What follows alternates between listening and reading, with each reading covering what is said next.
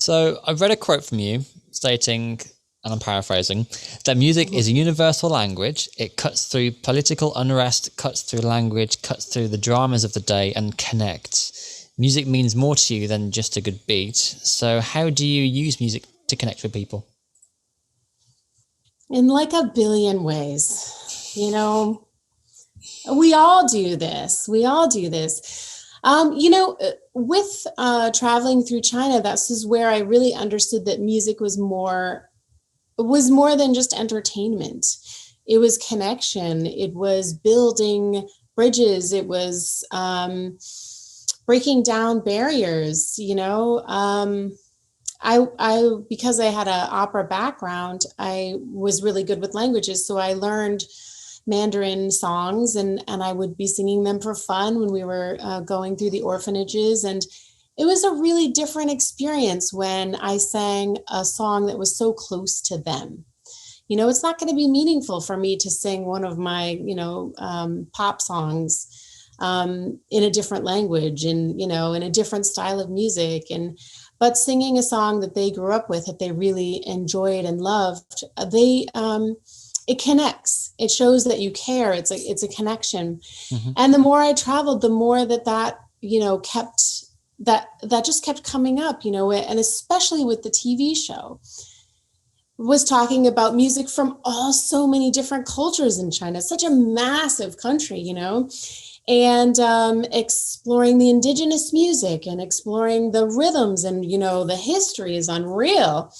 And so those are the ways that it was like, well, I really understand that music is fun and entertaining. I was a beauty pageant queen, right? Like, it's just entertaining. But as you get more into it, you see that the connections are made, and you bring happiness, you bring joy, you make connections with people, and you help, one faction understand about another faction, and you yourself get rid of that, or try to get rid of that, like, American sensibility that nothing is past your borders. Was it difficult to learn Mandarin, or particularly like the pronunciation on certain lyrics, I guess? 我是不好不好 Fluent, brilliant. It's like singing, because there's the tones and the singing tones. Actually, it's a little bit easier for me because I'm used to learning the tones and writing, when things are supposed to go up and when they're, so. And it's also easier. They say that if you want to learn something, learn it to music, like the ABCs. When you're teaching your little toddler the ABCs, you teach them to music, because how would you remember that sequence of 26 letters? Like, it's easier to sing a Mandarin song than it is to, like, learn it. That's a good point, actually. I was picking up a Filipino song, and there are words that I can, in front of me, I can sing because I know how it's pronounced, because I've heard the original artist sing the song. But just to speak the word, I don't know if my intonation's incorrect, or the way I might hold on to a particular letter. I don't know if that's right, because obviously in songs you can elongate particular words. I'm just right. I can sing it to you, but I can't say it. That's so interesting. Yes. And that came up when I was doing, when I do Urdu songs and Pakistani songs, I do have... You listen carefully for you have a native speaker help you to be able to, like, in the recording studio. I have always someone because if you go hello and you're like, why are you saying it like that? Yeah. It's exactly the same way. Yeah, that must be strange. Yeah, it happens. It does happen. You mentioned Pakistan then. So as I understand it, you are married to a Pakistan. Is he Pakistani national, or is he? Yeah. He's a native of Pakistan. Yes, Rafi and I were both learning how to meditate at BU. So we thought we were gonna, like, be spiritual and relax and whatever, and so yes, we met at BU. He was finishing his medical school, and I was in opera school, and he was this cute little fun guy who loved to travel, and he, like, talked a mile a minute like I did, and we had so many similarities. It was like instant soulmate, Rafi. Wow. And so you connected not just in sort of meditation, but spiritually kind of as well. Yeah, because we're both young and like seeking out these new spiritual paths, and also, he's a really big travel lover, like I am, and exploring different cultures. And he loves languages. He speaks 5 languages, and Oh, wow. yeah, he's a very interesting guy. He went to medical school in Russia and speaks, learned all medicine in Russia, and then came to the What? US. I That's know. got to be so hard. It was really hard. Yeah, he had to relearn everything into English and pass the medical exams in the US, which he did. Which he did Wow. do. Well, congratulations. Yeah, it was no joke. That's amazing. I'm still trying to get my head around just, well, English for one, but a lot of other languages. Just I can pick up a few bits here. It's always, maybe, I don't know whether you find the same thing as well. Well, obviously you don't, because you have multiple languages as well. But like for British people, because a lot of the European continent do speak English, although they have their own languages, we find it easy just to accept that they'll speak English back. And you try, and if they can't, you just sort of try and figure out a way of communicating that gap, really. But British people were quite lazy when it comes to languages. Oh my, what are you talking? You're talking to an American. Nobody in the world thinks Americans are great linguists and ready to like learn everyone's languages. Like, yeah, it's really, that's another thing with, with cultures. If you spend that extra time really getting down, like 10 really good phrases, like ordering food, saying hello, like the basic ones. It goes a long way. And then, of course, pull out Google Translate. Yeah, exactly. It's really great.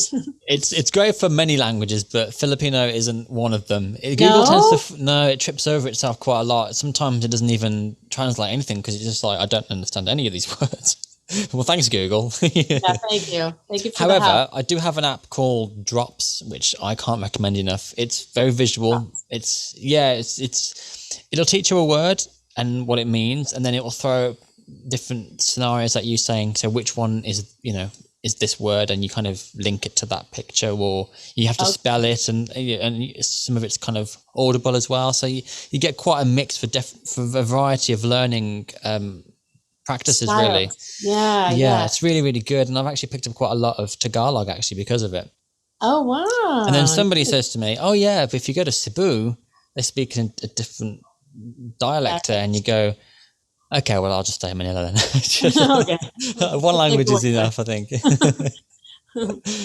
That's great. That's awesome. Yeah, I'm still very much a beginner, but yeah, a little goes a long way, right? You got to practice with somebody. You got to practice with Ria. You got to use your words. That's the hard part I always find, is to get past that word of, okay, I can say 5 phrases, but I'm so afraid to say them to anybody. Like, yeah. And then they go, what? Like you got to get past that. That's like the second phase, I feel like. I think if you can hold up a very basic conversation, that's a very good start. Yeah. The most basic thing I can say that has any more meaning than just a simple hello or thank you is nagsasalita ka ba ng Ingles, which is, do you speak English? Because if they say yes, the rest of it's easy for me. You're like done. And you're likely, there's a high percentage that the answer is yes. Well, yeah. And then I get lazy again. I don't need to learn the rest then, do I? Yeah, that's the thing. You gotta just keep on trying. That's what when I go to China and speaking Mandarin, they don't always understand you because of the different tones. And I just have to go, I'm going to do it. I'm going to, like psyching yourself back up and keep Is it on true trying. that you can say the same word in a different sort of intonation and it can mean something completely different? It does. Oh, so that's like confusing. ma is like horse, and ma is like, this isn't right, but like the, and ma. So there's 4 tones. There's like the straight tone. No way. There's the bendy tone. There's the rising tone, and then there's the falling tone. That's just to confuse you more, isn't it? Gee, that's quite a lot. It's singing. You have to just sing it. That's true. And I suppose if you've got a great vocal range. What is your range, by the way? I never asked. Well, I'm a lyric soprano, so I sing all the way up to like a high G above high C to, I have a 3.5 octave range. It's a lot for a soprano, but yeah, I worked on it. Yeah, I bet. Does it take a lot of I'm it's weird. Yeah. Most of my channel on YouTube is sort of musical based, but I'm not a musician, so I have a lot of respect for artists doing their, performing and stuff. But I'd love to know the technicalities and just seeing how you train up to become that great, really. Well, you with opera, you do these vocal exercises. You do these vocal exercises every day, no matter what. Because if you don't do them for 2 weeks, then you lose the top part of your range. You can't sing as high. And everyone says that it's a bit athletic because it's like training your vocal cords. So like, you're going to the gym and you're making them strong. And if you have not gone to the gym for, a month, or then you got to just retrain, it's breath support. You have sing long notes for a long time. You really have to be able to support your breath for singing that long. And then there's tone. You want it to sound good. The tone of your voice. If it's so, want it to sound like that. You want the tone to be pretty. So you practice that part. And then if you want to sing high, you practice all these little staccatos. You practice all the little staccatos to try to get higher and higher. And then eventually you do. Wow. How often do you train? Is it every day? It is. Yes. I have a wonderful coach. And I do train with her every week, and I make sure I practice. You can't see my piano is right here behind me. How long do you train for? Is it like a 30-minute session, or do you? It's like 20 minutes, 30 minutes. I just go in front of the piano and I do all my exercises. And if I'm working on an aria, and I've been working on my new arias, my Mozart arias, so I keep working on different sections, and then I sing through the song, and then I, think about which part didn't go well. Maybe my breath support wasn't as good. So I wanted to make sure, you work on different pieces of it. And then I sing through the not all of them, just like one. Yeah. Okay. And every day when you do that, it's like, when you go to the gym, eventually, I don't know, statistically, I've heard this. I don't personally know. So they say. I've never been. I don't really go to the gym that often. It's very rare. I used to have a personal trainer who used to come to my house. Is how lazy I am. So. Oh no! My trainer, which I used to use, is now on Zoom. So we Zoom train now. Oh wow! That's how life is. This is where we've ended up. Like everything is Zoom. Yeah, you can argue and say that's quite normal now, but before lockdown, that was like my life for like almost a year. I used to have 2 or 3 sessions a week, and the trainer would come around and bring some gear, and we just kind of. That's awesome. Yeah, it's good. It saves me time because I had a daughter as well last year, so it meant I had a bit of extra time with her, before and after the session, no driving and all that kind of stuff. So yeah, it's been quite good. I'm starting to get back into fitness again, actually, because I've started to see the pounds starting to creep up a little bit. I'm like, all right, Dan, cut the crap now. It's time to do something about it now. Me and my sister are doing Peloton now. And I'm like, I don't want to join the cult of Peloton, but you know what? It's really awesome. So it looks intense. I saw the ads on telly and I was like, oh yeah, you got to be the right kind of person to do that. No, it isn't. No, I'm not that right kind of person at all. And it's fine. Started it with my sister because we were both like, oh my God, we got to do something. And it's just an app. So they have little 20-minute things you can run on your treadmill and whatever. Yeah. It's for everybody. Interesting. I might think about it. I don't have a bike, so it might take me a while to get back on the saddle. Pun intended, Yeah.